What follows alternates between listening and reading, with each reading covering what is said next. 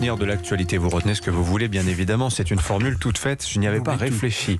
Les éditorialistes européens sont en studio. Nicolas Bouzou pour l'économie, Vincent Hervouette pour l'international. Bonjour messieurs. Bonjour Dimitri. Vincent, quel week-end sur la scène européenne. On en a parlé dans le journal du bras de fer engagé par la Pologne avec Bruxelles. En Autriche, l'actualité, c'est la chute du chancelier Sebastian Kurz. Il a démissionné samedi soir. Il est visé par une enquête. Alors il y a une énigme, un mystère, Sébastien Kurz. Il a 35 ans et quand on l'écoute, il en a le double ou le triple.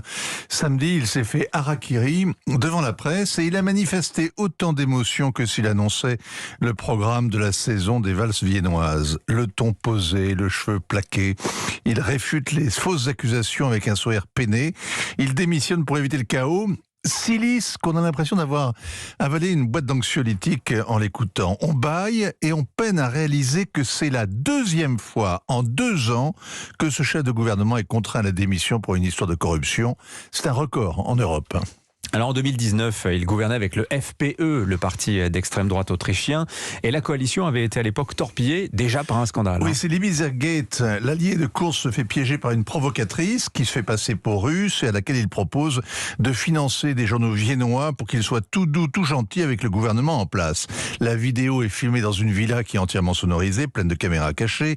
Le traquenard fait l'effet d'une bombe. La presse est éclaboussée, l'extrême droite discréditée et le chancelier obligé de démissionner.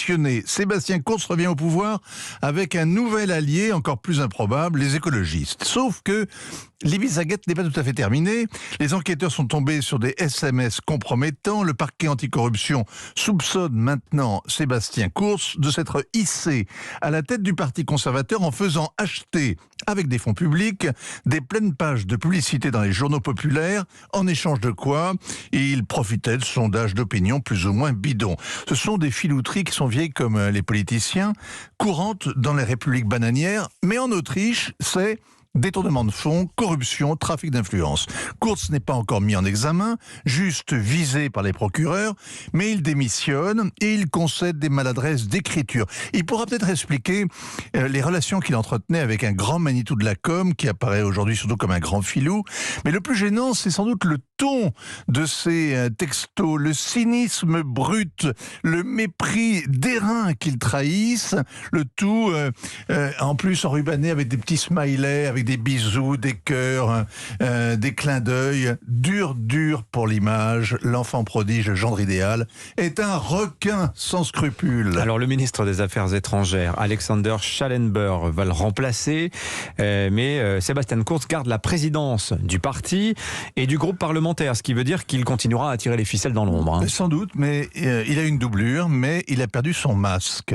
Il est entré dans l'arène à 25 ans en promettant d'en finir avec la vieille politique aérie, avec les pratiques incestueuses entre les élus, les grandes entreprises, les médias, avec le pouvoir des tabloïds qui font l'opinion en Autriche, et on découvre que son gouvernement dépense 35 millions d'euros en espace publicitaire dans les médias en ligne, qui avait 80 personnes dans son service de com. Sébastien Kurz reviendra peut-être une 3e fois à la chancellerie, mais ce sera parce que sa politique, la politique qu'il incarne est populaire. Le refus des migrants, le contrôle des frontières, la préférence nationale, tout ce que réclamaient les Autrichiens depuis les années 90 et qu'il a mis en œuvre. Alors, il lui pardonne tous les Autrichiens à Sebastian Kurz, qui n'a que 35 ans. Il est encore là pour un petit moment. Merci Vincent Hervouette.